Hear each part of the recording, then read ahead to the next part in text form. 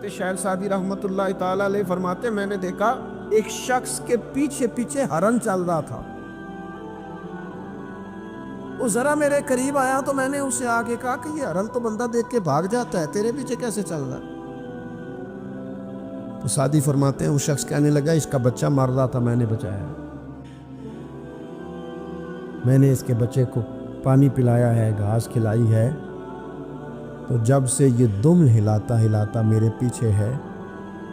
حضرت سعدی فرماتے ہیں اس کے گلے میں رسی کوئی نہیں تھی، اور اگر اس کے گلے میں کوئی رسی تھی تو احسان کی رسی تھی جس سے وہ بندھا ہوا پیچھے پیچھے چلا آ رہا تھا. کوئی تو ایسی رسی، یہاں تو بھائی اتنا عجیب معاملہ ہو گیا ہے. میرے پاس ایک بچہ آیا، کچھ لوگوں کا درد انسان کو درد مند کر دیتا ہے. MBA اس بچے کی تعلیم، بڑا قابل نوجوان، اور لب و لہجے میں بڑی شائستگی، گفتگو میں بڑا دھیما پن، لگتا ہے کہ تعلیم نے اثر دکھایا ہے، لفظوں کے گورکھ دھندے میں نہیں رہا، اس نے کچھ سیکھا بھی ہے کتابوں سے. اس نے ایک مسئلہ پوچھا، کہنے لگا اگر کوئی والد ساری جائیداد اپنی بیوی کے نام کرا دے تو اولاد کے لیے کیا حکم ہے اس میں؟ تو میں نے کہا کہ وہ اللہ کو جواب دے گا، اولاد سختی تو نہیں کر سکتی، لیکن اس کو چاہیے نہ تھا ایسا کرتا، اس لیے کہ نبی پاک علیہ السلام نے فرمایا فاتقوا اللہ فاعدلوا اولادکم، اللہ سے ڈرو، اپنی اولاد میں انصاف کرو. تو میں نے اس کو کہا کہ یہ آپ نے کس طرح کا مسئلہ پوچھا ہے؟ کوئی شخص اپنی ساری جائیداد کسی کی بیوی کے نام کرا دے. تو میں نے کہا کہ جو اس کی بیوی ہوگی وہ آپ کی اماں بھی تو ہوگی نا. شائستہ نوجوان تھا، اچھا تھا، وہ میری بات کا غصہ کر گیا، کہنے لگا آپ سے تو امید نہیں تھی کہ آپ پوچھیں گے، آپ نے بھی پوچھ لیا. تو مجھے احساس ہوا کہ یار نہیں پوچھنا چاہیے تھا. میں نے کہا یار آپ تو بڑے ناراض ہو گئے، میں اگر آپ کو ایسی بات ہے تو معذرت کرتا ہوں. تو وہ شخص رونے لگ گیا. جب اس نے بات سنائی تو اس بیچارے کا وجود کہاں پر تھا. کہنے لگا ابا نے پچھلی عمر میں شادی کر لی ہے. تو میں نے کہا اس کو اللہ رسول اجازت دیتے ہیں؟ تو آپ کہنے لگا جی وہ تو بات ٹھیک ہے، پر کچھ ایسی باتیں سامنے آئی ہیں کہ جو سامنے نہیں آنی چاہیے تھی. حضرت جی میں جوان ہوں، میں 10-12 لوگوں میں اٹھتا بیٹھتا ہوں، میرے والد کی بات کھلی ہے، اور پتہ نہیں کیا معاملہ تھا، پہلے بڑا کچھ نام کرا کے اس نے نکاح کیا ہے، پر اب میں کدھر جاؤں؟ میرا گلی میں کھڑا ہونا مشکل ہو گیا. مجھے کوئی کہتا تو کچھ بھی نہیں، لیکن جب لوگ دیکھتے ہیں نا میری طرف تو مجھے احساس ہوتا ہے کہ ان کی نظروں میں سوال ہیں. مجھے لگتا ہے کہ ان کی ذہنوں میں بہت ساری باتیں چھپی ہوئی ہیں. کچھ نکاح ہوتا تو بات اور تھی، کچھ ایسی باتیں سامنے آئی ہیں جو آنی. میں نے اسے معذرت بھی کی، اسے تسلی بھی دی، اور جو میرے سے ممکن ہو سکتا تھا میں نے اس کو کہا. لیکن اس نوجوان کے جانے کے بعد اس کے رستوں کو بھی میں دیکھتا رہا تو میں سوچنے لگ گیا یار دنیا میں ہمارا راز کھل جائے تو اتنا مشکل ہو جاتا ہے، تو جب قیامت میں راز کھلے گا. دنیا میں دیکھیں نا ہمارے ہاں لوگ اگر برا جانتے بھی ہیں تو وہ الا ماشاءاللہ معاذ اللہ غیبت کرتے، سامنے آ کے بات. یہی مزاج ہے نا معاشرے کا کہ لوگ بہت بڑا ظلم کرتے ہیں، اپنی جان پر غیبت کرتے ہیں، سامنے آ کے بات. تو قیامت میں تو ہر چیز سامنے ہوگی، ہر چیز سامنے آ جائے، کھل کے بات سامنے آئے. کس نے کیا کیا اپنے عہدے کے ساتھ، جس جگہ وہ بیٹھا تھا اس منصب کے ساتھ اس نے کتنی وفا کی یہ بھی پتہ چلے گا، کتنا دھوکہ دیا یہ بھی خبر ہوگی. بہت سارے لوگ جعلی ڈگریاں لے کے نہیں بیٹھے ہوئے، لے لیا نا عہدہ، ان کی تنخواہ جائز ہے ان کے لیے. بولے تو یہ راز کھلے گا کہ نہیں کھلے گا قیامت میں؟ حد ہو گئی اس ملک کے اندر کہ یہ 1 درجن بندے کی بات نہیں، یہ 1.5 درجن بندہ نہیں. یہ تو کیا بتائیں اور ہم دنیا میں اپنا کون سا منہ لوگوں کے سامنے کریں کہ یہ ایک لائن ہے لمبی، ڈگری جعلی، کاغذ کے ٹکڑا لیا تو وہ بھی جعلی۔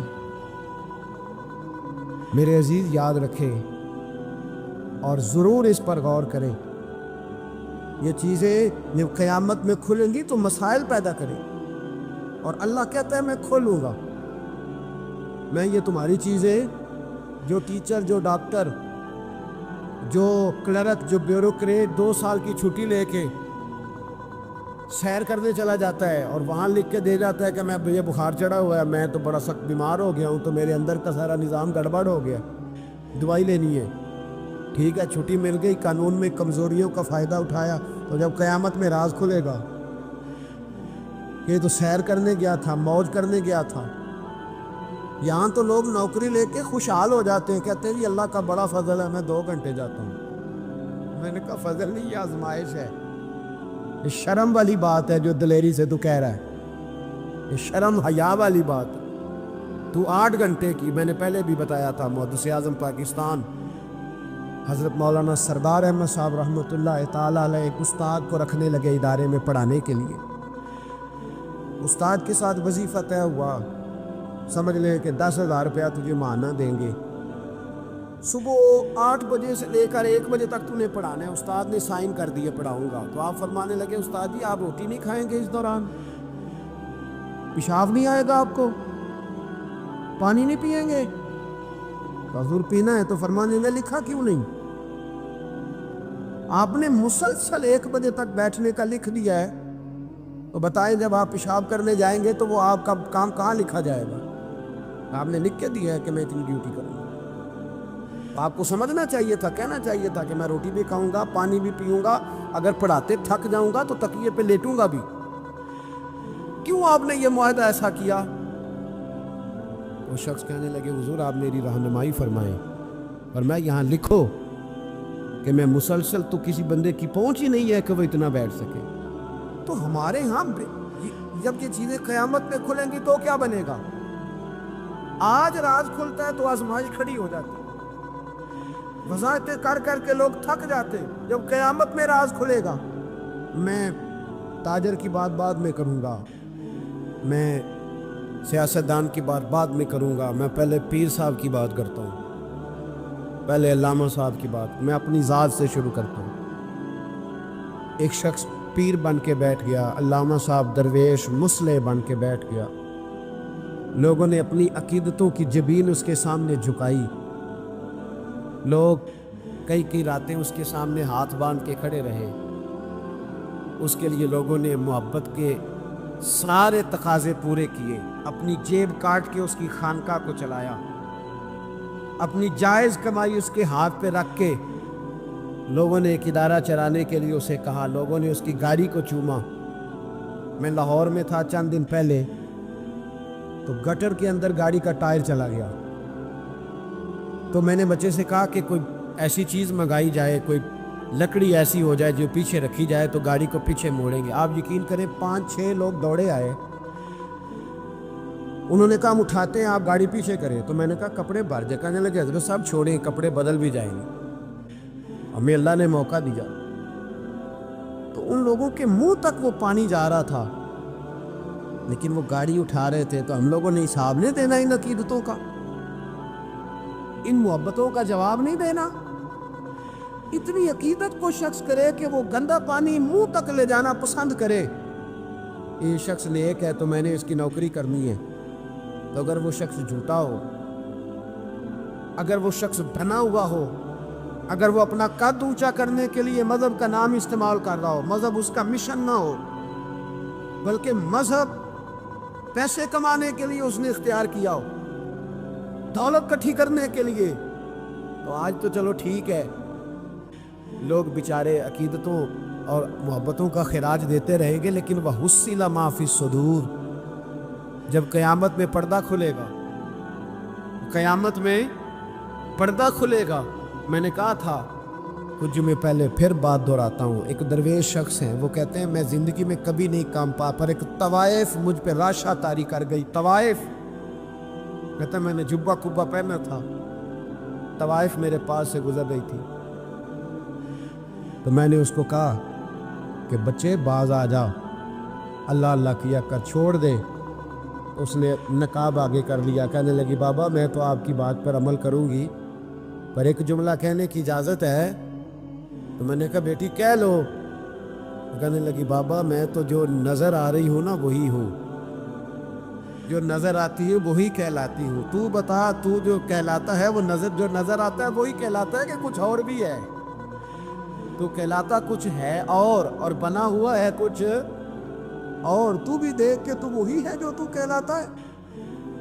کیا حساب نہیں دینا لوگوں نے؟ باہر نہیں آئیں گی یہ ساری چیزیں؟ اتنا بڑا دھوکہ، اور کوئی چیز نہیں ملی استعمال کرنے کو۔ جب الیکشن آیا تو اسلام زندہ باد، اور اس کے نام پہ ووٹ اور اس کے نام پہ سارا کچھ، اور جب تھوڑا سا اللہ تعالیٰ خیر فرمائے حالات بدل گئے، 2-3 سیٹیں مل گئیں، تو پھر کسی بھی حکومت کے پاس جا کے 2 وزارتیں لے لی۔ میرے پاس بھی لوگ آتے رہتے ہیں۔ ہماری قوم کو سب کو سیاستدان بنا دیا گیا ہے، اس طرح سیاستدان کا کوئی پتہ نہیں نا کس پارٹی کا ہے۔ اس طرح عوام کا بھی اب یہ سارا نفاق ان لوگوں نے برپا کیا ہے، یہ ان لوگوں نے لوگوں میں بات اچھالی ہے۔ لوگ بھی اس کو بھی کہہ دیتے ہیں تیرے ساتھ ہیں، اس کو بھی کہہ دیتے ہیں، کیا کریں ان کے شر سے بچنے کے لیے ایسا کریں، ورنہ شر پھیلاتے ہیں۔ ایک صاحب میرے پاس آ گئے، اب جب آپ کے پاس کوئی شخص آتا ہے تو آپ دروازہ تھوڑی بند کر سکتے ہیں۔ آ گئے ملنے کے لیے، انہوں نے آ کے نہ موبائل نکالا، کہنے لگے 100 سے زیادہ تقریریں ہیں آپ کی تقریر سنے بغیر میں سوتا نہیں، آئے سیاسی مقصد کے لیے، میں آپ کی تقریر سنتا ہوں۔ میں نے کہا اللہ آپ کو جزائے خیر دے، مجھے تو پوری دنیا سے لوگ کہتے ہیں تقریر سنتا ہوں، چلے مہربانی ہے، مجھے تب فائدہ جب کوئی تقریر سن کے اثر بھی کرے، تو چلے خیر آپ کہہ رہے ہیں تو اچھی بات ہے۔ انہوں نے اس پر اور تھوڑا زور دینا شروع کیا، تو کئی دفعہ نا تکلیف ہوتی ہے کہ یار آپ کیا سمجھتے ہیں سامنے والا پاگل ہے، بیوقوف ہے، اور جو ساتھ لے کے آنے والے ہوتے ہیں وہ بھی خیال نہیں کرتے ہم کیا کہہ رہے ہیں، آپ پاگل سمجھ رہے ہیں سامنے والے کو کہ آپ جھوٹی تعریف کریں گے سامنے والا مان جائے گا۔ ڈرنا چاہیے اللہ تعالیٰ سے، یہ بڑی تکلیف۔ یہ آپ وہ جو آپ نے ایک موقع پہ کہا تھا، میں نے اسے کہا، میں نے کہا صاحب آپ نے 10 دفعہ کہا ہے تو میں نے سن لیا ہے، لیکن مجھے 1% بھی خوشی نہیں کہ آپ مجھے سنتے۔ یہ کام آپ الیکشن کے بعد آ کے میرے ساتھ کرتے ہو تو مجھے بڑی خوشی ہوتی، مجھے تسلی ہوتی کہ آپ واقعی مجھے سنتے ہیں۔ یہ کیا بات ہوئی؟ پتہ نہیں اب آپ کس کس کو جا کے یہ کہیں گے، کس کس کے ساتھ آپ یہ زاویہ نگاہ لگائیں گے، جو تجھے دیکھ کے پھر کسی اور کو بھی دیکھے، جو تجھے دیکھ کے پھر کسی اور کو بھی دیکھے۔ تماشائی ہے وہ، طالب دیدار نہیں۔ تو میں نے کہا آپ تماشائی بن کے نہ آئے، مہربانی فرمائیں، جائیں کہیں اور جا کے۔ کیا سمجھا لوگوں نے؟ جس طرح کا موڈ آئے گا، جس کے ساتھ آپ جائیں گے۔ اب تو اتنا ماحول عجیب ہو گیا، پہلے کو کسی بزرگ سے ملتا تھا نا، کسی کو نیک سمجھ کے تو کہتا تھا حضرت میرے لیے دعا کرنا، اب کو ملتا تو کہتا حضرت یہ اڑا دیکھا جی تہاڈی سیلفی لینی ہے۔ یہ کون سا دین؟ آپ مذہب کے نام پہ بھی وہی ملما سازی، وہی بناوٹ۔ تو جب راز کھلے گا، حصل ما فی الصدور، جب سینوں کی چیزیں باہر آئیں، میں کہتا ہوں آج راز کھل جائے، مشکل ہو جاتا ہے، لوگ وضاحتیں دیتے پھرتے ہیں، جب قیامت میں راز کھلیں گے۔ نیک نظر نہ آئے، نیک بننے کی کوشش کریں، نیک مشہور ہونے کے چکر میں نہ پڑے کہ لوگوں کو پتہ چل جائے میں بڑا نیک آدمی ہوں۔ نیک بننے کی کوشش کریں۔ مومن تو نیکیاں چھپاتا ہے، مومن تو اپنی نیکی کا اپنے اللہ کے ساتھ راز رکھتا ہے۔ مومن کی خواہش تو ہوتی ہے یہ میرے اور میرے رب کے درمیان رہے۔ جن کا کسی کو پتہ نہ ہو، اصل میں وہ خزانہ ہوتا ہے۔ سچ بتانا، ہمارے پاس جو پیسہ سرمایہ ہوتا ہے اس کا کسی کو پتہ ہوتا ہے؟ بالا نے بھی پوری گل نہیں دسی تھی، ان کا کسی کو پتہ نہیں ہوتا۔ اگر نیکی کو خزانہ سمجھتے ہو تو پھر کسی کو پتہ نہیں ہونا چاہیے۔ اور اگر آپ بتاتے کون سی چیز ہے جس کی کوئی اہمیت معاذ اللہ نہ ہو، تو نیکیاں بتاتے ہو، کیا سمجھتے ہو نیکیوں کو؟ کر کے لوگوں کے سامنے اظہار کرتے ہو. کیا تم نے سمجھا ہے عبادت کو؟ دکھاتے پھرتے ہو، اظہار کرتے ہو، لوگوں کو بتا دیتے ہو میں نے یہ کام کیا ہے. اس کا مزہ لینا شروع کرو. نیکی کا سرور ہوتا ہے، کیف ہوتی ہے، لذت ہوتی ہے نیکی کی. ایک ایمان کا ایک ذائقہ ہوتا ہے، وہ ذائقہ انسان کو آنا چاہیے، اس کا مزہ انسان کو پوری طرح. یعنی ایک بزرگ تھے، ایک جگہ پہ انہوں نے کھانا کھایا، چلیں کسی دانشور کا سمجھ لیں، کسی آدمی کی مثال لے لیں، کئی کھانا کھایا انہوں نے. اور میرے ساتھ بھی ایک دفعہ اس طرح کا ایک معاملہ درپیش ہوا. آپ کو پتہ ہے عموماً ڈرائنگ روم جو ہوتے ہیں ان کے ساتھ ہی باورچی خانے بھی ہوتے ہیں، تو شاید کھانا پکانے والے بھی وہاں قریب ہی تھے. کھانا کھانے کے بعد اس صاحب نے کیا کیا، انہوں نے تعریف کر دی، کہا یار بڑا ہی عمدہ کھانا پکا ہے، بڑا ہی ماشاءاللہ اچھا ہے. کچھ دیر کے بعد جب وہ رخصت ہونے کا وقت قریب آیا تو اندر سے بہت اونچی آواز میں ہچکیوں کے ساتھ رونے کی آواز آئی. تو صاحب خانہ سے پوچھا کہ کیا ہوا ہے، اچھا تو نہیں لگتا کہ آپ کے معاملے میں مداخلت کی جائے، لیکن خیریت ہے؟ تو انہوں نے کہا نہیں، وہ آپ کی وجہ سے رو رہے ہیں گھر والے. یہ ہماری وجہ سے کیوں رو رہے ہیں؟ آپ نے زبردستی کھانا پکوایا. کہ نہیں، یہ وجہ نہیں ہے، آپ نے وہ تعریف کر دیا کھانا پکا ہے. تو وہ جو بچی اس گھر میں کھانا پکاتی ہے، جو بہو بن کے آئی ہے، وہ کسی غریب گھر سے ہے، غریب رشتہ داروں سے. تو وہ کہتی ہے کئی سال بیت گئے مجھے اس گھر میں نوکری کرتے، ساس کی بھی، سسر کی بھی، دیور کی بھی، جیٹھ کی بھی، سب کی، لیکن آج تک کسی نے یہ 2 جملے نہیں بولے کہ تو نے اچھا کام کیا.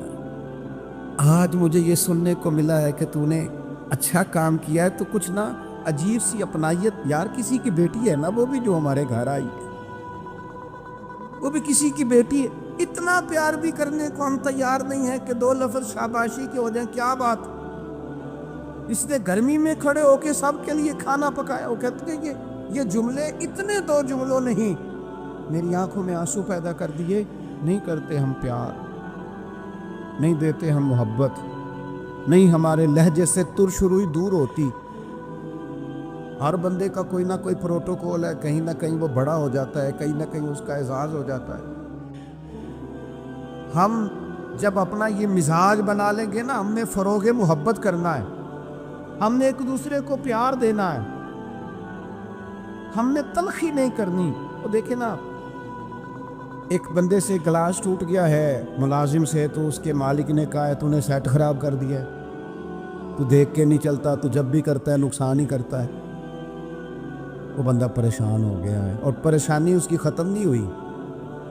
یہ اتنی دیر ختم نہیں ہوگی جتنی دیر اس مہینے کی تنخواہ نہیں ملے گی، کیونکہ اسے ڈر ہے کہ کہیں پیسے کاٹ نہ لیے جائیں. لیکن ایک شخص کے ہاتھ سے 3-4 گلاس ٹوٹ گئے ہیں، تو مالک نے دیکھتا ہی کہا بھائی ٹینشن نہ لینا، ٹوٹنے والی چیز تھی، ٹوٹ گئی، میرے بچے بھی تو توڑ دیتے ہیں، میرے سے بھی کئی دفعہ ٹوٹ جاتی ہے، آپ پریشان نہ ہو، اللہ خیر کرے گا. یہ چیز اس بیچارے کو رات سکون کی نیند دے دے گی. لیکن ہم اس کے لیے تیار نہیں ہوتے، اپنے لہجوں میں محبت پیدا نہیں کرتے. فروغ او ملت کے جوانوں، ماں باپ سے پیار کرنا شروع کر دو، 1 گھنٹہ ٹائم دینا شروع کر دو، ان کے پاس بیٹھنا شروع کر دو، ان کی دوائیاں کم ہونی شروع ہو جائیں گی. بغیر ڈاکٹر کے بڑی ساری چیزوں سے قرار آنا شروع ہو جائے. ماں سے محبت سے بات کرنی شروع کر دو، وہ جو کہے منوان قبول کرنا شروع کرو، والد کی بات سنو. ہم مخدوم بن کے جینا چاہتے ہیں، سارے ہمارا اعزاز کریں. خادم بن کے جینا شروع کرو، ڈیوٹی کرنی شروع کرو، ماں باپ کی، بہن بھائیوں کی، پھر بیوی بچوں کی، دوست احباب کی، رشتہ داروں کی ڈیوٹی کرنی شروع کرو. محبتوں کو فروغ دو، پیار بانٹنے سے بڑھ جایا کرتا ہے. حدیث پاک سنو، دل ٹھنڈا ہوگا. سیدہ عائشہ صدیقہ رضی اللہ تعالیٰ عنہ فرماتی ہیں اللہ کے محبوب علیہ السلام اتنا خیال فرماتے، ایک دن مجھ سے فرمانے لگے عائشہ جب آپ مجھ سے راضی ہوتی ہیں پھر بھی مجھے پتہ چل جاتا ہے، اور جب آپ کے دل میں کوئی بات ہوتی ہے تو پتہ مجھے پھر بھی چل جاتا ہے۔ کہتی میں نے فٹافٹ عرض کی حضور مجھے میری ماں روئے میں اور آپ سے ناراض۔ حضور نہیں آپ، میں تو کب محبوب فرمانے لگے کروں پھر بات، یا رسول اللہ کیجئے۔ تو سیدہ فرماتی ہیں محبوب فرمانے لگے عائشہ کبھی کبھی قسم اٹھاتی ہو؟ میں نے کہا یا رسول اللہ اٹھاتی ہوں۔ تو فرمایا جب راضی ہوتی ہو تو کہتی ہو مجھے محمد عربی کے رب کی قسم صلی اللہ علیہ وسلم، اور جب تمہارے دل میں کوئی بات ہوتی ہے پھر کہتی ہو مجھے حضرت ابراہیم خلیل کے رب کی قسم، پھر جناب خلیل کی نسبت سے اللہ کی قسم اٹھاتی ہو۔ جناب عائشہ کہتی ہیں لوگوں میں تمہیں بتا نہیں سکتی میرا حال کیا تھا، میری روح کی پرواز کیا تھی۔ یا رسول اللہ صلی اللہ علیہ وسلم آپ جملوں سے پتہ کر لیتے ہیں آج کل کوئی کیا سوچ رہا ہے، اس کے لفظوں سے اندازہ کر لیتے ہیں کہ اس کی قلبی کیفیت کیا ہے۔ اور پھر کہنے لگی مجھے رب محمد کی قسم یا رسول اللہ زبان سے نام ہی جاتا ہے، میرے دل میں آپ ہر وقت موجود رہتے ہیں، ہر وقت آپ موجود ہوتے۔ اور دوستو یہاں تو گھر والوں کو احتجاج کرنا پڑتا ہے پھر کوئی بات سنتا ہے، یہاں تو 100 دفعہ رو کے دکھانا پڑتا ہے پھر کوئی بات سنتا ہے، یہاں تو جناب 100 دفعہ کہنا پڑتا ہے تب کوئی بات سنتا ہے۔ خدا را محبتیں بانٹنی شروع کرو، اپنے لہجوں سے تلخیاں ہٹاؤ، یہ جو چہروں پر پکی پکی سلوٹیں ڈالنی ہیں ان کو دور کرو، یہ جو ہر وقت کے تھکے تھکے اور ہر وقت کے ناراض اور ہر وقت کی طبیعت کے اندر سختی اور ہر وقت کہنا میں بڑا کام کرتا ہوں، میں بڑی مشقت اٹھاتا ہوں، تمہیں پتہ نہیں میں کس تکلیف میں ہوں۔ اور میرے بھائی ساری دنیا ہی پریشان رہتی ہے، لیکن کچھ لوگ ایسے ہوتے ہیں جو پریشانیاں ذرا ہنس کے گزار لیتے ہیں، کچھ لوگ ایسے ہوتے ہیں جو پریشانیاں اپنے تک رکھ لیتے ہیں، دوسروں کو تکلیف نہیں دیتے۔ ہم کیا کرتے ہیں، ہم ساری ٹینشنیں دوسروں پہ ڈالنا چاہتے ہیں۔ اپنے لہجوں میں پیار پیدا کرو، اپنے لہجوں میں۔ پتہ ہے حضور نے کیا فرمایا؟ محبوب فرمانے لگے 3 کام کرو ایماندار ہونے کا ذائقہ نصیب ہوگا۔ ایک ہوتا ہے کھانا، ایک ہوتا ہے مزیدار کھانا، ایک ہوتا ہے مومن۔ ایک وہ مومن ہوتا ہے جسے مومن ہو جانے کا مزہ آئے، مزہ آ گیا بھائی مومن ہونے کا۔ کریم فرمانے لگے 3 کام کرو تمہیں مومن ہونے کا مزہ آئے گا۔ 3 کام کرو۔ یا رسول اللہ کون سے؟ فرمایا ایک تو ہر چیز سے بڑھ کے اللہ رسول سے محبت کرو، پیار کرو، رب رسول سے پیار کرو۔ یہاں حضور نے یہ نہیں فرمایا نماز پڑھو، یہ نہیں فرمایا روزہ رکھو، یہ نہیں فرمایا حج کرو، خیرات کرو، وہ کام بھی اپنی جگہ پہ بڑے ضروری ہیں، وہ بھی فرض عین ہیں، ان کے بغیر بھی 1 منٹ کے لیے گزارا نہیں۔ لیکن فرمایا اگر ان چیزوں کا مزہ لینا ہے نا، ادھر دیکھیے میری طرف، اگر ان چیزوں کا مزہ لینا ہے نا کہ نماز مزیدار ہو جائے، روزہ مزیدار ہو جائے، سخاوت مزیدار ہو جائے، حج مزیدار ہو جائے، فرمایا اگر چاہتے ہو مومن ہونے کا مزہ آئے تو ہر چیز سے بڑھ کے اللہ رسول سے محبت کرو۔ یہ بخاری مسلم دونوں میں موجود ہے۔ اور فرمایا دوسرا کام یہ کرو کہ جس سے بھی محبت کرو نا اللہ رسول کے لیے کرو، چھوڑ دو ذاتی لالچ، چھوڑ دو 1 منٹ کے لیے بھی اپنا ذاتی نہ، فقط اللہ رسول کے لیے، فقط رضا الہی کے لیے محبت کرو۔ اور تیسرا حضور فرماتے ہیں مسلمان ہونے کے بعد، کلمہ پڑھنے کے بعد کفر کی طرف جانا اتنا ناپسند کرو جتنا آدمی آگ میں جانا ناپسند کرتا ہے۔ یہ 3 کام کرو تمہیں مومن ہونے کا مزہ آئے۔ اگر کبھی پیار والا لہجہ بنا لیں، اگر کبھی تلخی چھوڑ دیں، اگر کبھی اپنے مزاج سے وہ ساری چیزیں دور کر دیں اور ہم رب رسول سے صحیح والا پیار کریں، تو آپ یقین کریں پھر بندہ قرآن پاک شروع کرتا ہے تو اس کا تلاوت چھوڑنے کو دل نہیں کرتا، پھر وہ سجدے میں سر رکھتا ہے، پیار ہو گیا نا اللہ رسول سے، پھر وہ سجدے میں سر رکھتا ہے تو اٹھانے کو جی نہیں چاہتا، پھر وہ دین کی نوکری کرتا ہے تو اس کا دل کرتا ہے صبح بھی دین کی بات کروں، شام بھی دین کی بات کروں، میرا ایک روحہ خادم بن جائے، میں نوکری کروں، جگہ جگہ جا کر رسول اللہ کے دین کی بات کروں۔ کیوں؟ پیار جو ہو گیا، محبت جو ہو گئی۔ جب آپ کے لب و لہجے میں پیار سرائیت کر جائے، آپ کو پتہ ہے پھر اس محبت کو آگے بڑھانے کا کہا گیا ہے۔ حضور نے فرمایا میرے صحابہ سے بھی محبت کرو کیونکہ میرے صحابہ ہیں، پھر ان سے بھی پیار کرو، ان کے بارے میں تمہارے دلوں کے اندر عقیدت کے جذبات ہوں۔ اور پتہ کس طرح کی عقیدت؟ شوق والی عقیدت۔ میرا اور آپ کا دور بحث کا دور ہے، اور بعض ایسے بیوقوف ہیں جو اپنی حیثیت نہیں دیکھتے اور اپنی ذاتی بحث کو اٹھا کے نبی پاک کے صحابہ اور اہل بیت تک لے جاتے ہیں۔ اور یار تیری تو حیثیت ہی نہیں ہے تو ان پر بات کر سکے، تو دیکھ تو صحیح ہے وہ لوگ ہیں جنہیں اللہ نے اپنے نبی کی غلامی کے لیے منتخب فرمایا، اللہ نے جن کا انتخاب کر کے حضور کے دور مبارک میں جنہیں رکھا، تو ان لوگوں کے بارے میں کلام کرنا ہے۔ عقیدت، پیار صحابہ سے عقیدت، اور اس عقیدت کے اندر بارفتگی۔ حضور کے صحابہ ہجرت کر کے گئے تھے حبشہ، نجاشی بادشاہ پر کفار مکہ نے، قریش نے بڑا پریشر ڈالا کہ یہ ہمارے بھاگے ہوئے لوگ ہیں، انہیں واپس کر دو، پر وہ نجاشی نے کہا میں واپس نہیں کرتا، انہیں جگہ دی، صحابہ کو آزادی سے عبادت کرنے کا موقع دیا۔ ایک دفعہ نا حبشہ سے کچھ مہمان آ گئے جہاں صحابہ جا کے رہے تھے، تو جب وہ لوگ آئے نا یہاں مسجد مدینہ منورہ میں، اللہ کے محبوب علیہ السلام نے ترکی خیمہ لگوایا، حضور ان کے لیے نئے نئے کھانے پکواتے، ان کے لیے محبوب کے کوئی انوکھا رنگ اور پیار کا کوئی نرالا انداز۔ تو صحابہ نے عرض کی یا رسول اللہ صلی اللہ تعالیٰ علیہ وسلم، مہمان پہلے بھی آتے جاتے، لیکن ان کے ساتھ آپ کا رویہ منفرد کیوں ہے؟ تو حضور فرمانے لگے جب میرے صحابہ وہاں گئے تھے تو انہوں نے پیار کیا تھا، تو جو میرے صحابہ سے محبت کرے ان سے محبت نہ کروں؟ اللہ کرے آپ کو سمجھ آئے، جو جناب ابو بکر سے محبت کرے اس سے حضور محبت فرماتے ہیں، جو حضرت عمر سے محبت کرے ان سے حضور محبت فرماتے ہیں، جو سیدنا عثمان غنی کا حیا کرے ان سے محبوب محبت فرماتے ہیں۔ اور مولا مرتضیٰ کے بارے میں تو فرمائے اس کی محبت ہی تو ایمان ہے۔ اگر کسی کے پاس کوئی دنیاوی ڈگری ہے،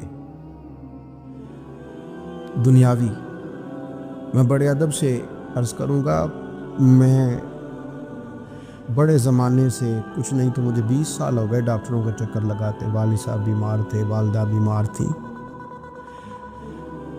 خود جانا پڑا، کبھی بچوں کو لے کے جانا پڑا۔ میں نے لہجوں میں بعض جگہ پہ غرور دیکھا، لہجوں میں، یعنی ڈاکٹر کے دو میٹھے بول نہ بندے کی طبیعت ٹھیک کر دیتے ہیں، لیکن وہ اس کے لہجے میں، اب چونکہ وہ ڈاکٹر ہے، اور جناب مجھے تکلیف ہے، میں ذرا جلدی چیک کرانا ہوں، سب کو تکلیف ہی ہوتی ہے، سارے تکلیف سے ہی آتے ہیں، باہر بیٹھو دیکھ لیتے ہیں۔ علم اس کا نام ہے کہ دوسروں کو جاہل سمجھا جائے، علم اس کا نام ہے کہ آپ کو شعور ہی نہ آئے، علم تو آگہی سکھاتا ہے۔ اگر کوئی عالم ہو کر اپنی ماں کے پیر نہیں دباتا تو پھر اس کے علم نے اسے کچھ بھی نہیں سکھایا، اس کے علم نے اسے کچھ بھی نہیں بتایا۔ اگر عالم ہو کر اپنے باپ کا حیا نہیں کرتا تو پھر یہ کورس ہیں، اس نے لفظ سیکھے ہیڑے ترچھے، اسے سمجھ ہی نہیں آئی لوگوں سے پیار کیسے کرنا تھا۔ آپ کی چیزیں آپ کے اندر روشنی پیدا کریں، آپ کا شعور آپ کو تازہ کرے، لیکن نا جتنا پھل زیادہ لگ گیا ٹہنی اتنی جھک گئی۔ حضرت عبداللہ بن عمر رضی اللہ تعالیٰ عنہ اور حضرت عبداللہ بن عمر دونوں بیٹھے تھے، ایک صحابی ہیں عبداللہ بن عمر بن عاص رضی اللہ تعالیٰ، اور ایک سیدنا فاروق اعظم کے بیٹے ہیں جن کو عبداللہ بن عمر کہا جاتا ہے، دونوں بیٹھے تھے۔ عبداللہ بن عمر اٹھ کے چلے گئے تو عبداللہ بن عمر نے رونا شروع کر دیا، دیر تک روتے رہے۔ اللہ کرے کسی کو کوئی ایسا یار ملے جسے مل کے بندہ روئے۔ ایک واری میریاں اکھیاں چوں اونا نے اتھرو پونجے سن، ہن تے چسکا پہ گیا رونے دا، تے ہر ویلے آہو زاری دا۔ وہ چلے گئے اور انہوں نے رونا شروع کر دیا، روتے جا رہے ہیں۔ بچوں نے کہا کیوں روتے ہو؟ کہنے لگے یار وہ عجیب بات بتا گیا ہے۔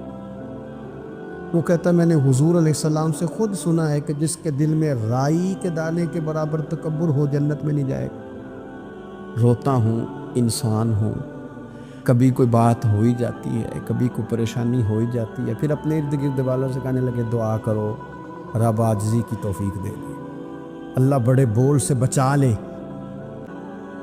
بغداد کے ایک درویش عالم تھے، تو وہ جب بھی نماز پڑھاتے نا تو کسی تاجر کی 2 بیویوں کے بارے میں دعا مانگتے.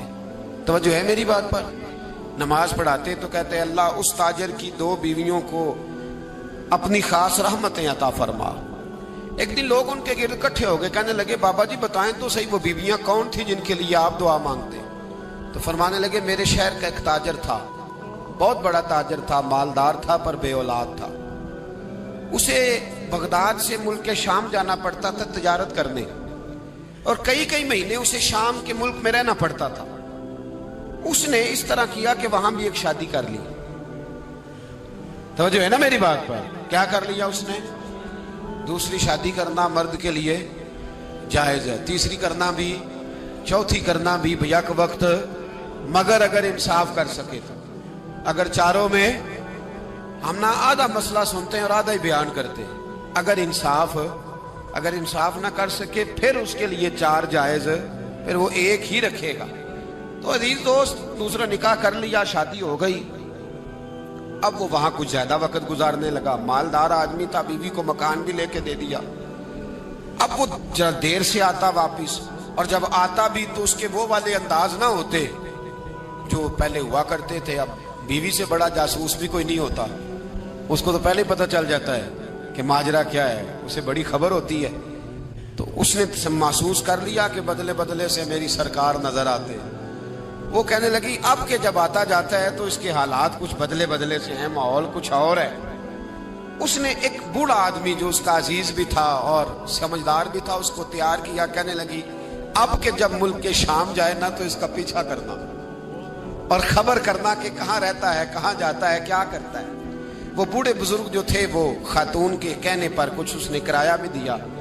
وہ اس تاجر کے پیچھے گئے اور واپس آ کے خبر دی. کہنے لگے کہ تو 2-3 سال بیت گئے، اس نے وہاں بھی شادی کی ہوئی ہے، تجھے بتایا ہی نہیں. بی بی بڑی سمجھدار تھی، حوصلہ مند، زیرت، اس نے شور نہیں مچایا. اس نے کہا کہ میں نا اب جب آئے گا نا تو طریقے سے بات کروں گی اور پوچھوں گی کہ ایسا کیوں کیا. اور یہ بھی اس نے آ کے بتایا کہ اگر تیرے ساتھ نکاح کے بعد اسے اولاد نہیں ملی تو اولاد وہاں بھی کوئی نہیں. یہ مکمل تفصیلات. اب جب اس دفعہ خامند آیا تو آتے ہی وہ بیمار ہو گیا، کمزور ہونے لگا. اب خاتون نے مناسب نہیں سمجھا کہ آتے ہی دھڑام سے میں اس کے سر پر یہ پھوڑ دوں کہ تو نے نکاح کیا ہوا ہے اور مجھے بتایا نہیں. وہ ذرا تسلی میں رہی، کچھ وہ بیمار تھا، حوصلہ رکھا، خدمت کرتی رہی. کچھ دن گزرے تو وہ تاجر انتقال کر گیا، فوت ہو گیا. اب راز کھل نہ سکا، عدت گزاری، اور جب سارا مال جمع کیا نا تو اشرفیوں کی بوریاں بھر گئی. سارا مال اس بی بی کا، 4 بوریوں میں اشرفیاں، 4. یہاں تو پیٹ کا دوزخ ہے، معاذ اللہ، بھرتا ہی نہیں. حل من مزید، حل من مزید. وہ جو کہتے تھے نا کہ بس باہر چلا جاؤں اور باہر میں کچھ تھوڑے سے پیسے کما کے 2-3 سال میں لوٹ آؤں گا، پھر یہاں آ کے کوئی کاروبار کروں گا. وہ گئے ہیں تو واپس نہیں آئے. وہ جو کہتے تھے نا بس میں نے اتنا سا کاروبار کرنا ہے کہ مکان بن جائے، انہوں نے 4 مکان بھی بنا لیے ہیں، لیکن بریک حل میں مزید کی دوڑ ہے. اب 4 بوریاں اس عورت نے چھپائے رکھی.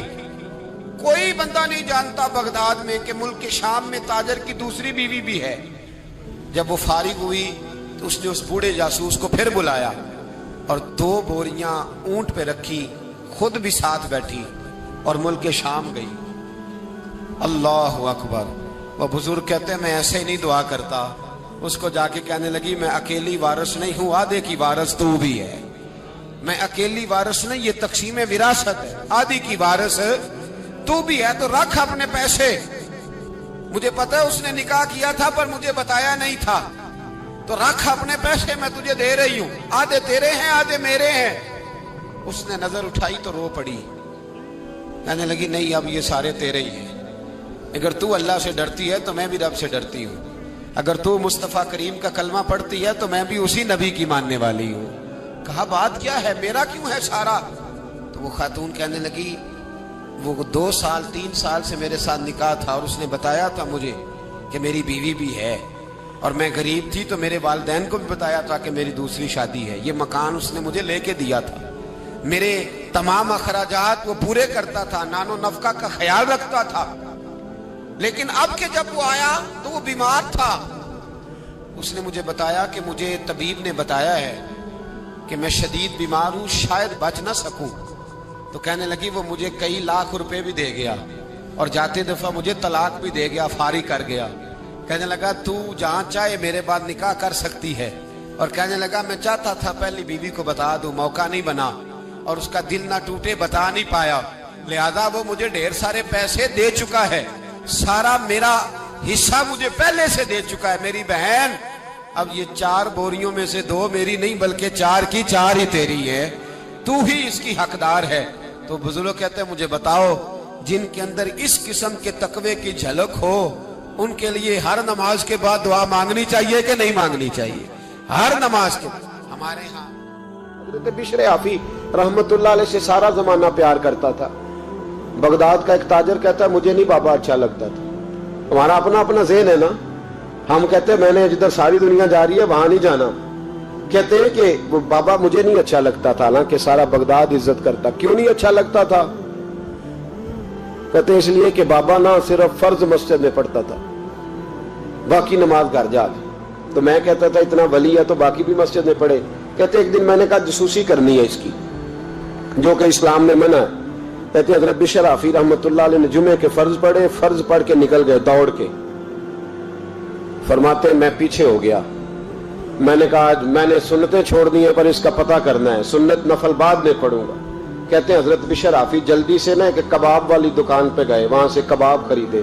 اور میں نے کہا بوڑھے کی عمر دیکھو اور اس کے ذائقے دیکھو, اس عمر میں بھی کباب کھائے گا. اوئے ہوئے, مولوی کو روٹی نے ستایا تھا اس لیے سنت اور نفل چھوڑ آیا ہے. کہتے ہیں تھوڑا سا وہ آگے بڑھے تو نان بھائی کی دکان سے نا نان خریدے. میں نے کہا دیکھو یار, دیکھو اس کے ذائقے, گرم نان کھائے گا. بہت سارے لوگ بغداد میں رات کی روٹی کھاتے پر یہ گرم کھاتا ہے. کہتے ہیں حضرت وہ نان اور کباب لے کے نا جنگل کی طرف مڑے تو میرے دل میں خیال آیا یار بڑا ہی اس آدمی کا عجیب ذہن ہے, یہ اب سبزے پہ بیٹھ کے یہاں موج کرے گا, کھائے پیے گا, اور سنت نفل چھوڑ دی, اللہ ہزاروں مرید ہیں. کہتے ہیں حضرت جنگل میں داخل ہوئے, تھوڑا سا سفر کیا تو کچی آبادی آ گئی. کچی آبادی, ایک کچے مکان کی ٹوٹا ہوا دروازہ, باہر سے کنڈی لگی. بغداد کے ننگے پاؤں چلنے والے ہزاروں مریدوں کے اس پیر نے کنڈی کھولی, اندر گئے, ایک فالج زدہ بابا جی بیٹھے. کہتے حضرت بشر حافی نے اپنی پگڑی کھولی اور اس آدمی کے منہ سے پانی نکل رہا تھا, رال ٹپک رہی تھی. کہتے پہلے اپنی پگڑی سے منہ صاف کیا, پھر پیالے سے پانی ڈال کے منہ دھویا, پھر حضرت اس کے ٹانگوں پہ کپڑا ڈال کے روٹی کا لقمہ توڑ کے اس کے منہ میں ڈال کے کہنے لگے بابا ناراض نہ ہونا, جمعے والے دن مجھے دیر ہو جاتی ہے, ابھی تو میں نے سنت اور نفل بھی پڑھنے ہیں, ناراض نہ ہونا مجھے دیر ہو جاتی ہے. کہتے ہیں وہ بابا رو پڑا اور کہنے لگا بشر یار 14 سال ہو گئے تو روز آتا ہے. 14 سال, یہ 1 صدی کا قصہ ہے, 2-4 برس کی بات نہیں. 14 سال سے تو روز آتا ہے. میں پتہ نہیں کب تک لاش بنے پڑا رہوں گا, تو کب تک آئے گا؟ حضرت بشر حافی نے بابے کے آنسو پوچھ کے کہا بابا فکر نہ کر, آج کے بعد یہ جملہ نہ کہنا کہ تو میرے لیے بوجھ ہے. فرمایا لوگ سمجھتے ہیں کہ میں نے عبادت کر کے مقام پایا ہے, لوگ سمجھتے ہیں میں نوافل زیادہ پڑھتا ہوں, دنیا جانتی ہے کہ میری رات کی تسبیح زیادہ مضبوط ہے, پر میں ان میں سے کوئی بات بھی نہیں. میں تو تیری نوکری کرتا ہوں تو اللہ نے میری عزتوں میں اضافہ فرما دیا ہے. سوچ ہی صاف نہیں, نظریہ ہی ٹھیک نہیں, فکر ہی ٹھیک نہیں. اسلام نظریے کا مذہب ہے, سوچ کا. مسند امام احمد بن حنبل کی حدیث سنی, حضرت انس بن مالک فرماتے ہیں جب انسان نے روزہ رکھا ہوتا ہے نا تو روح ویسے ہی پاک ہوتی ہے اس کی. میں نے یہ سوچا کہ کچھ باتیں ایسی کی جائیں جس سے تھوڑی سی سوچیں بھی تبدیل ہو, کچھ سوچوں کا وضو, سوچوں کا غسل, افکار و نظریات کی بھی بات ہو. ہم سمجھتے ہیں کہ شاید کثرت عبادت اصل ہے. اقبال کہتے ہیں یہ ذکر نیم شبی, یہ مراقبے, یہ سرور تیری خودی کے اگر نگہبان نہیں تو پھر کچھ بھی نہیں. تیری خودی کے اگر, اور پھر عام چیز نہیں کہا یہ ذکر نیم شبی, سویرے شہری کا ذکر, یہ مراقبہ, یہ جو تو گھنٹوں اللہ کی یاد میں بیٹھا رہتا ہے، یہ سرور، کہتے ہیں بے کیف عبادت نہیں، سرور والی، یہ ذکر نیم شبی، یہ مراقبے، یہ سرور تیری خودی کے اگر نگہبان نہیں، اگر تیرے نظریے کو نہیں بدل سکے، تیری سوچ نہیں بدل سکے، تیرا ایمان مضبوط نہیں کر سکے، تیری خودی کی اگر نگہبان نہیں تو پھر کچھ بھی نہیں۔ اور خرد نے کہہ بھی دیا لا الہ الا اللہ تو کیا حاصل، دل و نگاہ، دل و نگاہ، دل و نگاہ اگر مسلمان نہیں تو پھر کچھ بھی نہیں، دل و نگاہ۔ اقبال کہتے ہیں ایک دل کا کلمہ پڑھ، دوسرا نظر کا کلمہ پڑھ، ان پہ پابندی لگا، دل و نگاہ اگر مسلمان نہیں تو پھر تو کچھ بھی نہیں، کچھ بھی نہیں۔ حضرت انس بن مالک کہتے ہیں میں حضور کے پاس بیٹھا تھا، حضرت عبداللہ ابن عمر بھی بیٹھے تھے، کوئی بات ہو رہی تھی، ایک حجرے میں بیٹھے تھے، دروازے پہ دستک ہوئی، مسند امام احمد میں حدیث ہے، نبی پاک علیہ السلام نے فرمایا انس دروازہ کھولو، دروازے پہ وہ بندہ ہے جس کو اللہ بغیر حساب کتاب جنت عطا فرمائے گا، وہ بندہ ہے دروازے پہ۔ حضرت انس بن مالک کہتے ہیں میں نے دروازہ کھولا تو بندہ دیکھا، غریب سا ایک انصاری صحابی، اور بندہ بڑا سادہ، وضو تازہ کر کے آیا تو پانی کے قطرے داڑھی سے بہ رہے، اور چمڑے کے جوتے اس نے لپیٹ کے تو بغل میں چھپائے ہوئے، آ کے اتحیات کی حالت میں بیٹھا، حضور سے دو چار باتیں کی، چلا گیا۔ ہم اس کا رنگ دیکھتے رہے اور مصطفیٰ کا کرم دیکھتے رہے۔ اس کو حضور نے جنتی کہا ہے۔ کہتے ہیں اگلے دن اسی ٹائم اسی وقت ہم حضور کے پاس بیٹھے تھے، پھر دروازے پہ دستک ہوئی، حضور نے فرمایا دروازہ کھولو، دروازے پہ وہ بندہ ہے جسے اللہ بغیر حساب کتاب جنت عطا فرمائے گا، بغیر حساب۔ کہتے ہیں دروازہ کھولا، اور جیسے ہی میری نظر پڑی، بندہ بھی وہی ہے جو کل آیا تھا، اور انداز بھی وہی ہے جو کل تھا، اسی طرح پانی کے قطرے، اسی طرح جوتے بغل میں، السلام علیکم، کل حضور فلاں بات کی تفصیل پوچھنی مجھ سے رہ گئی تھی، غلطی ہوگی، دوبارہ آیا ہو۔ اس نے اپنی گفتگو کی، چند جملوں میں بات سمیٹی، چلا گیا۔ فرماتے اتفاق کی بات کہ دن تیسرا، بندے بھی ہم دونوں، میں اور عبداللہ ابن عمر، حضرت انس بن مالک کہتے ہیں دونوں بیٹھے تھے، سیم ٹائم سیم ڈے۔ پھر دستک ہوئی، حضور نے فرمایا دروازہ کھولو، اور مسکرا کے فرمایا دروازے پہ وہ بندہ ہے جسے اللہ بغیر حساب کتاب جنت عطا فرمائے گا۔ کہتے ہیں کھل اٹھے ہمارے چہرے، باہر گئے، دستک ہوئی تھی، دروازہ کھولا۔ فرماتے مجھے یقین تھا وہی ہوگا جو 2 دن پہلے آیا تھا، اور میرے یقین کے مطابق ہی کام ہوا، وہی بندہ تھا جو کل بھی تھا، جو پرسوں بھی تھا، حالت اور کیفیت اور انداز بھی وہی تھا۔ پانی کے قطرے بہ رہے ہیں، اور اس شخص نے جوتے بغل میں دبائے ہوئے خدمت میں حاضر ہوا، بیٹھ گیا، بات چیت کی، چلا گیا۔ حضرت انس بن مالک کہتے ہیں تھوڑی دیر ہوئی تو حضور بھی تشریف لے گئے۔ حضرت عبداللہ ابن عمر مجھے کہنے لگے یار ویسے کتنے اس کے نصیب ہیں، کتنے نصیب ہے، کوئی آیا لے کے چلا گیا، کوئی آیا لے کے چلا گیا، کوئی عمر بھر بھی نہ پا سکا، میرے مولا تجھ سے گلا نہیں، یہ تو اپنا اپنا نصیب ہے، یہ تو اپنا اپنا، اور نہ کسی کے حال پہ طنز کر، نہ کسی کے غم کا مذاق اڑا، وہ جسے چاہے جیسے نواز دے، یہ مزاج لطف رسول ہے صلی اللہ تعالی علیہ وسلم۔ کہتے ہیں ہم لوگ گفتگو کرنے لگے، عبداللہ ابن عمر مجھ سے کہنے لگے یار ویسے پتہ کرنا چاہیے یہ کون سا عمل کرتا ہے، پتہ کرنا، جیسے ہم نہیں پتہ کرتے کہ یہ بندہ بڑا چمک گیا، پتہ کرو کون سا کاروبار کرتا ہے، ذرا اس کی جاسوسی تو کرو۔ اور بندے بھی بڑے سمجھدار ہیں، وہ سائیڈ بزنس نہیں بتاتے، وہ کہتے ہیں وہ جو میرا علیحدہ ہے وہ نہیں بتانا، کہیں یہ رہنا شروع کر لے۔ حالانکہ انسان کے پاس جو خوبی، جو اللہ نے اسے دولت دینی ہوتی ہے، وہ اپنا اپنا نصیب ہوتا ہے، وہ گھر میں بیٹھے بھی اللہ عطا کر دیتا۔ وہ کہتے ہیں کہ پتہ کرو کیا عمل کرتا ہے، تو حضرت عبداللہ ابن عمر کہتے ہیں میں اس کے پیچھے ہو گیا، اس سے سلام لی، تو میں نے کہا مجھے 2-3 دن کے لیے مہمان بنا لو گے، مان نہ مان میں تیرا مہمان، 2-3 دن کے لیے مہمان بنا لو گے؟ تو کہتے ہیں مجھ سے کہنے لگا کوئی گھر میں جھگڑا ہو گیا، کیونکہ پڑوس میں تو تمہارا قریب ہی تو تمہارا گھر ہے، میرے مہمان بننے کو جھگڑا ہے؟ تو میں نے کہا چلو ایسے ہی سمجھ لو، پر مجھے مہمان بنا لو۔ کہتے ہیں میں 3 دن اور 3 راتیں اس شخص کے ساتھ رہا، وہ کتنا صدقہ کرتا ہے میں نوٹ کرتا رہا، نماز کتنی پڑھتا ہے، اس کا کیا، میں چاہتا تھا کہ وہ عمل مجھے ملے، اس کی برکت سے مصطفیٰ نے اسے 3 مرتبہ جنتی فرمایا ہے۔ تاکہ وہ کیفیات مجھے بھی ملے. حضرت عبداللہ ابن عمر کہتے ہیں کہ میں نے کوئی خاص چیز نہیں دیکھی.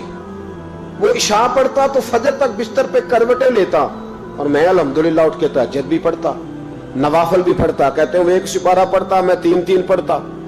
فرماتے اس نے 3 دنوں میں کھجور بھی صدقہ نہیں دیے کہ کھجور بھی, اور میں نے بڑے بڑے غریبوں کی مدد کی. میں کہنے لگا کہ عمل تو میرا زیادہ ہے اس سے, پھر خوبی کیا ہے؟ خاص توجہ کرنا, اسلام اور دین کا جو فکری اساس ہمیں صحابہ نے دی. حضرت عبداللہ ابن عمر کہتے ہیں میں نے تیسرے دن اسے کہا بھائی اللہ تیرا بھلا کرے, تو نے بڑی خدمت کی, میں نے جانا ہے میرا کوئی جھگڑا نہیں ہوا تھا, میں تو بس تیرا عمل دیکھنے آیا تھا کہ تو عمل کیا کرتا ہے. تو وہ صحابی کہتے ہیں مجھے کہنے لگے یار تو میرا عمل دیکھنے آیا تھا, مجھے بتا تو صحیح کیا نے اور کیوں دیکھنے آیا میرا عمل, تجھے کیا ضرورت پڑی میری جاسوسی کی. تو کہتے ہیں مجھ سے جب اس نے سوال کیا تو میں نے اس کو کہا بھائی تو 3 دن آیا نا, ہم بیٹھے ہوئے تھے. کہا ہاں میں آتا رہا ہوں. کہا 3 دن نبی پاک نے فرمایا اللہ تجھے بغیر حساب کتاب جنت عطا فرمائے گا. تو میں چاہتا تھا کہ میں ذرا جاسوسی کروں, ذرا دیکھوں, کھوج لگاؤں کون سا ایسا عمل ہے. آپ بھی ذرا دھیان دیجئے گا کون سا ایسا عمل ہے. حالانکہ تو عشاء پڑھتا ہے اور اٹھ کے فجر پڑھتا ہے, میں تہجد بھی پڑھتا ہوں, تیرا سپارہ 1 ہے میرے 3 ہے. کون سا ایسا عمل ہے جس کے سبب تجھے جنت ملے گی. کہتے ہیں وہ صحابی کہنے لگے یار کوئی ایسا عمل نہیں, کوئی شے نہیں, میں اس قابل ہی نہیں. من آنم کے من دانم, جو میں ہوں مجھے پتا ہے. کہا پھر کوئی بات تو ہوگی, تیری مہربانی بتا دے, میں نے 3 دن 3 راتیں محنت کی ہے, بتا دے. کہتے ہیں وہ کہنے لگے اگر تجھے بتاؤں نا تو پھر سن. میں جب رات کو سوتا ہوں تو اپنے دل پہ نظر ڈالتا ہوں, اور سویرے جب اٹھتا ہوں تو پھر اپنے دل پہ نظر ڈالتا ہوں, موبائل پہ نہیں, کنجی پہ نہیں کہ چابیاں کدھر ہیں, بٹوے پہ نہیں. میں رات کو سوتے ہوئے بھی اپنے دل پہ نظر ڈالتا ہوں, سویرے اٹھتے ہوئے بھی میں سب سے پہلے اپنے دل پہ نظر ڈالتا ہوں. فرماتے ہیں الحمدللہ میرے دل میں کسی کا حسد نہیں ہے, کسی کے بارے میں کوئی کینہ نہیں ہے, کوئی کسی کے بارے میں میل نہیں. میں اللہ کے ہر بندے کے بارے میں سوچ, نظریہ, فکر اچھی رکھتا ہوں. اور فرمایا میں تیرے بارے میں بھی عبداللہ یہی سوچتا ہوں کہ تو مجھ سے زیادہ نیک ہے. الحمدللہ اس وقت بھی میرا ذہن یہ ہے کہ انس بن مالک مجھ سے زیادہ پرہیزگار ہے. اس وقت بھی میری سوچ یہ ہے کہ محبوب کے سب صحابہ میں سب سے کمزور میں ہی ہوں. نبی عبداللہ ابن عمر کہتے ہیں میں نے اس کا ہاتھ چوما, میں نے کہا سمجھ آ گئی ہے, تیرا نظریہ, تیری سوچ پکی اور سچی مسلمان ہے, تو دل اور روح کا مسلمان ہے, تو نظر اور روح کا مسلمان ہے. یہ سبب ہے کہ اللہ کے رسول نے زمین پر چلتے ہوئے بھی تجھے 3 دفعہ جنت کی بشارت عطا فرما دی. رزق حلال کمانے کو حضور صلی اللہ علیہ وسلم نے عبادت کا درجہ دیا ہے. نبی پاک صلی اللہ علیہ وسلم نے حقوق العباد ادا کرنے کو بھی اللہ کے قرب کا ذریعہ بنایا ہے. اور میں نے عرض کی کہ یہ تو صرف منزل نہیں ہے, یہ تو راستہ ہے, یہ تو سفر ہے. جو لوگ سفر کوئی منزل بنا لیتے ہیں وہ نادان ہوتے ہیں. نبی کریم سید عالم صلی اللہ علیہ وسلم کی خدمت میں عرض کیا گیا کہ یا رسول اللہ صلی اللہ علیہ وسلم کچھ لوگ کہتے ہیں ہم شادی نہیں کریں گے, گھر نہیں بسائیں گے, بچے نہیں پیدا کریں گے, ہم صرف عبادت کریں گے, دن کو روزہ رکھیں گے, رات کو نفل پڑھیں گے, کوئی نکاح نہیں کریں گے, کچھ نہیں کریں گے. تو نبی پاک صلی اللہ علیہ وسلم نے فرمایا ان سے کہو کہ تمہارے لیے بہترین زندگی وہ ہے جو میں نے تمہارے سامنے گزاری ہے. میں آرام بھی کرتا ہوں, نکاح بھی کرتا ہوں, عورتوں کا حق بھی ادا کرتا ہوں, میں اپنے بچوں کی دیکھ بھال بھی کرتا ہوں. فرمایا تم پر تمہارے خدا کا اگر حق ہے تو تمہارے نفس کا بھی تم پر حق ہے, تمہاری آنکھ کا بھی حق ہے, وہ آرام کرنا چاہتی. یہ ساری ترتیب ہمیں نبی پاک صلی اللہ علیہ وسلم نے دی, لیکن ہمیں فرمایا کہ مقصود تمہارا خدا ہے, مقصود تمہارے رب کی رضا ہے, تمہارے نبی پاک علیہ السلام کی غلامی تمہاری منزل ہے. اتنا لمبا چوڑا معاملہ جو فقط دنیا کا ہم نے بنا لیا ہے, اور پھر اس دنیا اصل جو محبت ہے نا, وہ بیس جو ہے وہ دولت کی محبت ہے, رشتے دولت کے, ناطے دولت کے, تعلقات دولت کے, سلام دعا دولت کی. میرے محبوب علیہ الصلوۃ والسلام نے فرمایا حب الدنیا رأسۃ کل خطیئہ. یہ جو دنیا کی محبت ہے نا, یہ ہر گناہ کی جڑ ہے. جب انسان دنیا کی دولت سے پیار کرنے لگ جاتا ہے پھر وہ قتل بھی کرتا ہے، پھر وہ ظلم بھی کرتا ہے، پھر وہ زیادتی بھی کرتا ہے، پھر وہ حرام بھی کھاتا ہے، پھر وہ یتیم کو بھی لوٹتا ہے، پھر بیوہ کا مال کھانا بھی اسے پریشان نہیں کرتا، پھر کروڑوں روپیہ ہضم کر لیتا ہے، لکڑ پتھر ہر چیز اس کو ہضم ہونے لگتی ہے۔ اصل بات یہ ہے کہ اسے محبت دنیا کی دولت سے ہو گئی ہے۔ ایک بزرگ کے پاس ایک نوجوان آیا، اس نے کہا حضرت جی میرا نماز میں دل نہیں لگتا۔ تو بزرگ فرمانے لگے تیرا مسئلہ اصل یہ نہیں، تیرا مسئلہ اور ہے۔ نے کہا حضور سمجھا دیں۔ تو وہ فرمانے لگے کچھ بندے ایسے ہیں جو تمہیں ٹیلی فون کرتے ہیں اور تم ان کا فون نہیں اٹھاتے، اور کچھ ایسے ہیں جن کو تم دن میں خود 3 دفعہ فون کر کے حال پوچھتے ہو۔ حضور کیا مطلب؟ فرمانے لگے جس سے پیار نہیں نا، اس سے اظہار بیزاری ہے تو اس کا فون بجتا رہے تو کہتے ہیں میں تھا نہیں، میں موجود نہیں تھا، فون چارجنگ پہ تھا، گھر چھوڑ گیا تھا، بہانہ ہے۔ اور جس سے محبت ہے اس کو ٹیلی فون کر کے کہتے ہیں آپ پریشان تو نہیں ہوتے، بس میرا سلام لینے کو دل کر رہا تھا۔ فرمانے لگے کہ تیرا اصل مسئلہ یہ ہے کہ تو نے محبت نہیں کی اللہ رسول سے۔ اگر تیرا خدا رسول سے پیار ہوتا تو یہ جملہ کیسے آتا کہ نماز کو دل نہیں کرتا؟ پھر تو تیرا تہجد کو بھی دل کرتا، پھر تو تیرا ہر وقت قرآن پاک سینے سے چمٹائے رکھنے کو دل کرتا، اس لیے کہ تیرا مقصود اللہ کی ذات ہوتی۔ کیونکہ مقصود دنیا داری ہے، مقصود دولت بنا لیا معاذ اللہ، مقصود ایک رنگ بنا لیا ہے، اس کا نقصان قوم اٹھا رہی ہے۔ نقصان رشتوں میں، نعتوں میں حسن نہیں رہا، پیار نہیں رہا، ترتیب نہیں رہی۔ ایک ناروے سے دوست نے فون کیا، مجھے کہنے لگے آپ بڑی تقریریں کرتے ہیں، کوئی ہمارے حق میں بھی کر دو۔ تو میں نے کہا کہ آپ کو کیا ہے؟ کہنے لگے آپ پردیسیوں کی مجبوریاں نہیں سمجھتے۔ میں نے کہا کیا ہوا؟ کہنے لگے حضرت جی شکوہ ہے کہ ہمارے اپنے ہمیں جب بھی فون کرتے ہیں وہ یہ نہیں پوچھتے کہ شام کا کھانا کھایا ہے کہ نہیں کھایا، وہ کہتے ہیں شادی آ گئی ہے تو جلدی کرو، پیسے بھیج دو، فٹافٹ کرو۔ کہتے ہیں کبھی کسی نے ہم سے ہمارا حال ہی نہیں پوچھا، کبھی کسی نے یہ غور ہی نہیں کیا کہ وہ پردیس میں گیا ہے اور انشاءاللہ پردیسی کوئی بھی نہ تھی وے ککھ جنا تو پارے تاڑی مار اڑانا باہو اسی آپ ہی اڈن ہارے۔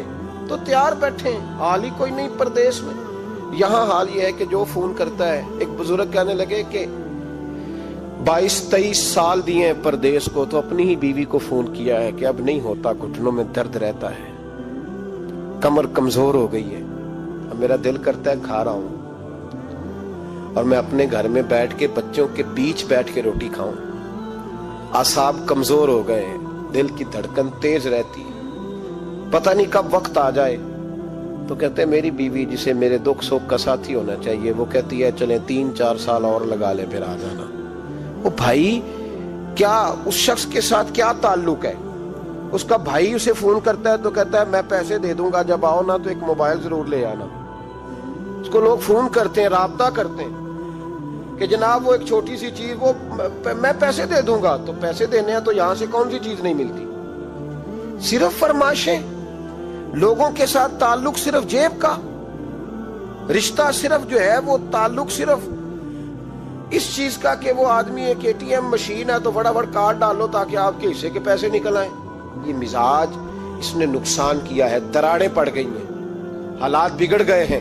میرے نبی کریم سید عالم صلی اللہ تعالی علیہ وسلم نے رشتوں کو جو وقار دیا، امام غزالی رحمت اللہ تعالی علیہ نے لکھا ہے مکاشفۃ القلوب میں، فرماتے ہیں کچھ لوگ قیامت کے قریب آئیں گے جن کے نبی پاک صلی اللہ علیہ وسلم نے نشاندہی کی ہے، ان کے پاس کوئی شخص نہ بیٹھے ورنہ اس کا دل کالا ہو جائے گا۔ کہا حضور وہ کون سے؟ تو فرمانے لگے نبی پاک نے کچھ لوگ بتائے ہیں، ان کے پاس نہیں بیٹھنا۔ کون سے؟ مصطفیٰ کریم نے فرمایا یحبون الدنیا وینسون الآخرہ، جو دنیا کو سے پیار کرنے لگے اور آخرت کو بھول جائیں۔ امام صاحب فرماتے ہیں ان سے دور رہنا، دل کالا ہو جائے گا۔ یحبون المال وینسون الحساب، وہ جو نبی پاک نے فرمایا نا کچھ لوگ آئیں گے جو مال سے تو پیار کریں گے پر اس کے حساب کو بھول جائیں گے، ان سے بچنا۔ فرمایا یحبون القصور وینسون المقبرہ، جو مکانوں سے تو پیار کریں گے پر اپنی قبروں کو بھول جائیں گے۔ اور فرمایا ان لوگوں سے بھی بچ کے رہنا, ان سے بھی پرہیز کرنا کہ جو لوگ یحبون الخلق وینسون الخالق, جو لوگ مخلوق سے تو پیار کریں گے, بندوں سے بڑا پیار کریں گے, لیکن اپنے رب کو بھول جائیں گے, ان لوگوں سے بھی بچیں. ایسے لوگوں سے نبی پاک صلی اللہ علیہ وسلم نے نشاندہی کی, ان سے بچیں. تعلقات میں خلوص ہوتا ہے. جب کوئی آپ کی غربت سے پیار کرتا ہے تو وہ آپ کا اصل دوست ہوتا ہے. جب وہ آپ کی تنہائیوں سے, آزمائشوں سے پیار کرتا ہے تو اس کا آپ کے ساتھ رشتہ خالص ہوتا ہے.